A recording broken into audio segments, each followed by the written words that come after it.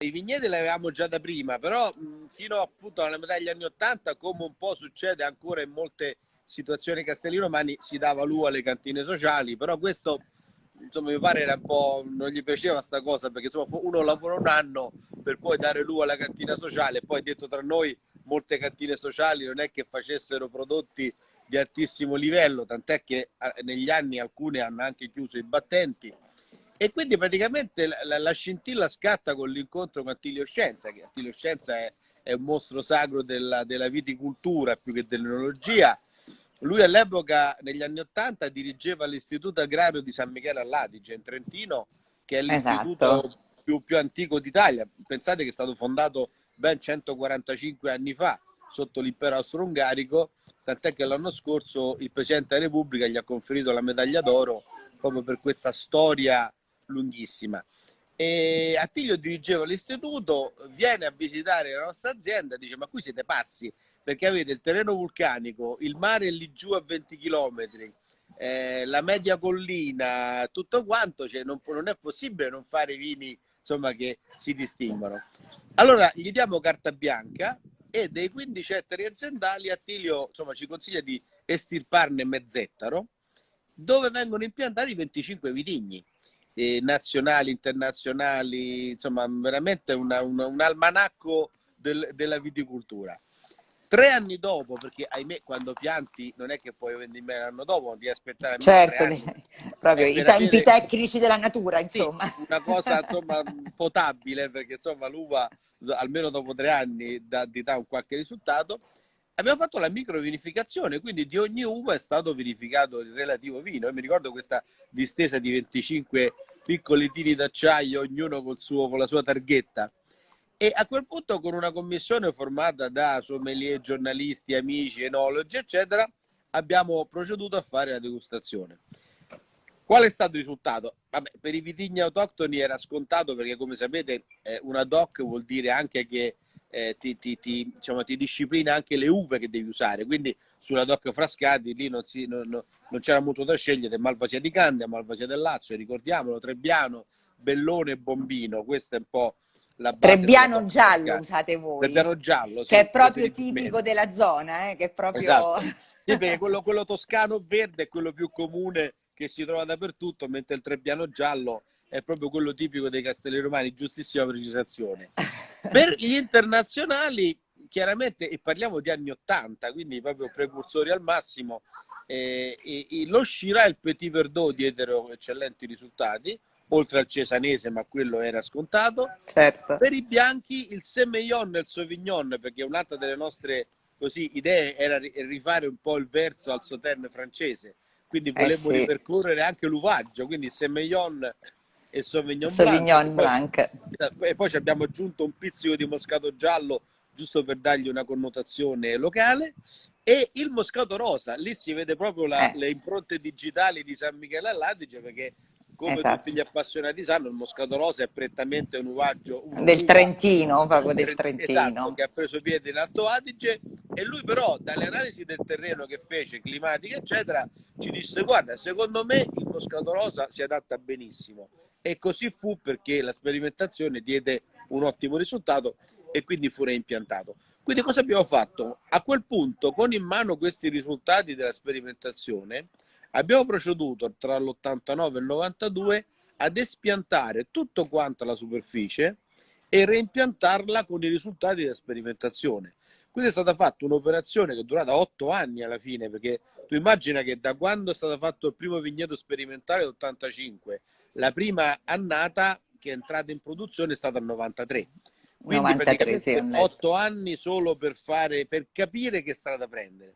Eh sì, perché poi quello che mi piace, infatti sono vini di alta qualità, insomma lo dimostrano i premi, i tantissimi premi che avete ricevuto, perché il Frascati insomma è un po' bistrattato Purtroppo come sì. vino, perché di solito uno ha l'immagine di questo Frascati, grandi boccioni, no? A poco Ahimè, prezzo, e quindi la un vino... fraschetta, tutta questa Esatto, cioè, iconografia del vino sfuso che scorre a fiumi, lo so, questa è la nostra tragedia, perché io come perché non è che sono l'unico che fa dei grandi frascati, siamo un nucleo di aziende tra Frascati, Grottaferrata pure comincia ad affacciarsi. Noi abbiamo appena fatto anche un'associazione Vignaioli di Grottaferrata, che appunto perché vede 6 cantine all'interno della DOC, che tutte quante a ciclo completo, e ci sono una serie di aziende che fanno degli ottimi frascati. Il problema è che quando nel bene e nel male, perché per altri vini succede nel bene, come il Chianti per esempio, no? Il Chianti ha questa fama ormai consolidata, per cui anche se trovi dei Chianti a 2 euro al supermercato, però è sempre riesce è il sempre a Chianti, mantenere il comunque è Chianti. il Chianti. Mentre il Frascati, pure che trovi grandi frascati, ma no, il Frascati, insomma. Esatto. Quindi diciamo che i luoghi comuni nel vino, ecco, questo mi dispiace, che ho notato che i luoghi comuni nel vino sono di difficile, diciamo, si scardinano con grande difficoltà. Però io credo che insomma i consumatori abbiano ormai incrociato diversi frascati di qualità.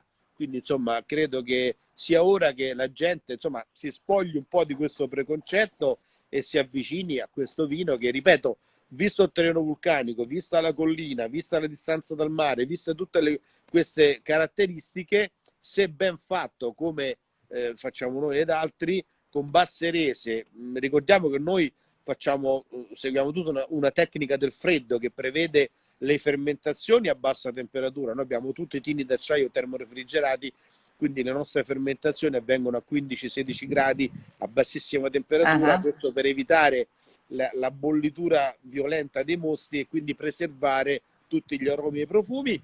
E da qualche anno abbiamo inserito un ulteriore passaggio che prevede, appena l'uva viene vendemmiata rigorosamente a mano e rigorosamente nelle cassette, viene messo subito del ghiaccio secco sull'uva, di modo che quelle 2-3 ore tra quando l'uva è vendemmiata e quando arriva in testa non parte la fermentazione e l'uva rimane fresca e fragrante nei suoi aromi. Quindi ecco, se uno applica queste regole, 6.000 piante per ettaro, rese molto più basse del disciplinare, per farvi dei numeri, così si capisce meglio, immaginate che qui siamo a 100, ahimè, devo dire ahimè, a 140 quintali ancora prevede il Frascati, Castel De Paulis non va oltre i 90 quintali, insomma siamo molto sotto quello che è il disciplinare. Quindi ripeto, alta densità, bassa resa, tecnica del freddo in cantina, ovviamente il vino che esce fuori non può che essere un vino di pregio, fruttato, elegante.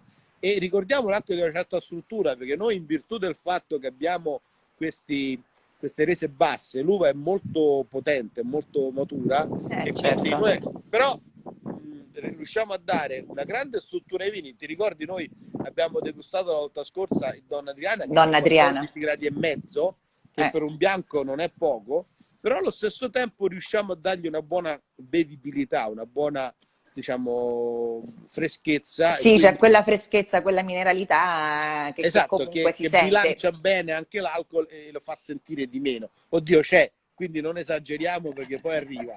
Però insomma, almeno al gusto non è così invasivo come si potrebbe pensare. Certo. Domani degusteremo il Donna Adriana, vero? E anche il Quattro Mori, vero? Oltre alla gioiello, il Quattro Mori è preso il nome dalle 4 uve appunto che lo compongono, che fu la composizione, il blend che noi diciamo promuovemmo all'epoca della sperimentazione, e prevede nell'ordine anche di percentuale Shiraz, Merlot, Cabernet Sauvignon e Petit Verdot. Oltretutto questo vino viene affinato per almeno 2 anni in barrique di rovere, di Allier, metà nuovo e metà secondo passaggio, per evitare un'influenza troppo forte del legno, e rimane almeno un anno in bottiglia prima di uscire. Domani sera avremo il 2013. Quindi anche insomma abbiamo scelto un vino già di qualche anno per far vedere anche come questi vini reggono. Ricordiamo 2015 Donna Adriana e 2013, infatti questo volevo dire, che anche il bianco comunque è del 2015, insomma, esatto. Quindi sono già passati 5 anni, quindi andiamo contro quest'altra tendenza che i vini bianchi bisogna averli dannata. Soprattutto dei castelli romani, perché esatto. Nei castelli romani tutti il vino bianco giovane, ma quale, per carità, se è un vino diciamo non strutturato, certo che se va bevuto giovane, ma è un altro luogo comune da sfatare, perché un vino strutturato bianco si beve tranquillamente dopo anni. Non ce l'hai qualche bottiglia lì, vero? No. Sì, ho qui un Donna Adriana Ah, diciamo del 2017, che è quello ah, attualmente. Oltretutto questo mi dà lo spunto di, vedete là il disegno che c'è sulla bottiglia? bravo, perché proprio questo ti volevo chiedere, il Infatti, disegno, mi dà lo spunto di, ecco, lo facciamo vedere più in dettaglio, Esatto, che c'è in questo tutte le disegno qua, bottiglie, e insomma. Allora, vedete in fondo, eh, avviciniamo se si legge Mastroianni.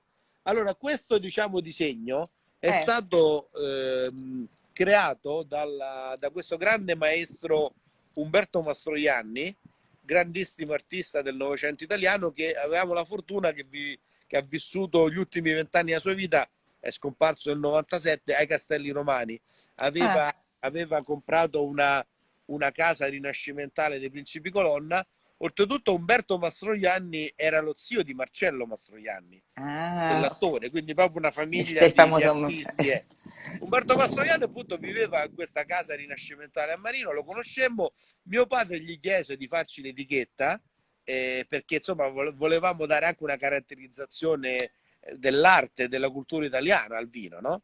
E lui Certo. all'inizio era un po' scettico, perché sai, un grande artista, immagina che lui nell'89, noi abbiamo le foto in azienda, fu premiato dall'imperatore del Giappone, perché l'imperatore del Giappone, non so, ogni 2 o 4 anni dà questi premi imperiali a grandissime personalità che si sono distinte in tutti i campi mondiali. Tu immagina che quell'anno lì, 89, fu premiato Umberto Mastroianni per la cultura e la pittura, Ronald Reagan, che ha appena finito il suo mandato alla Casa Bianca, Bianca.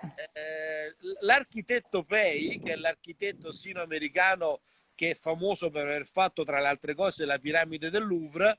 Quindi insomma 4 ragazzotti che avevano Insomma, praticamente cosa nella vita, di e niente, per insomma. cui Mastroianni è stato premiato per l'arte. Quindi immagina il personaggio, e quindi ecco, lo abbiamo ringraziato per aver accettato questa cosa, perché ci ha dato modo di non solo di fare un qualcosa di artistico, ma di farlo localmente, perché Mastroianni è comunque di origini della ciociaria, lui era di Isola Liri,